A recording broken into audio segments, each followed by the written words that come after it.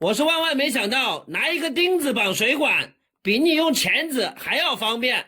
两种技巧分享给你。首先第一种，你看老师傅是怎么绑的。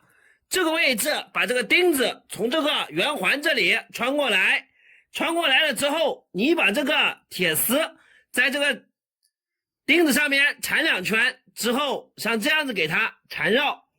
这种方法它是越转越紧的，你直接在这个位置给它转圈，像这样子就给它完美锁死了。之后我们把钉子拔出来，这样子的方法特别牢固，永不松脱。第二个小技巧，你把这个铁丝或者电线给它弯一个钩，从这个位置给它套进来，套进来了之后，在这个地方弯出来一个圆环。有了这个圆环，它比较方便用力。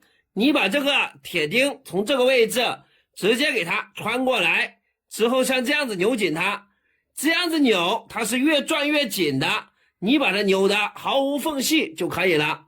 像这种情况之后，你把钉子拔出来，这2种技巧都非常适合，保证不会漏水，分享给你。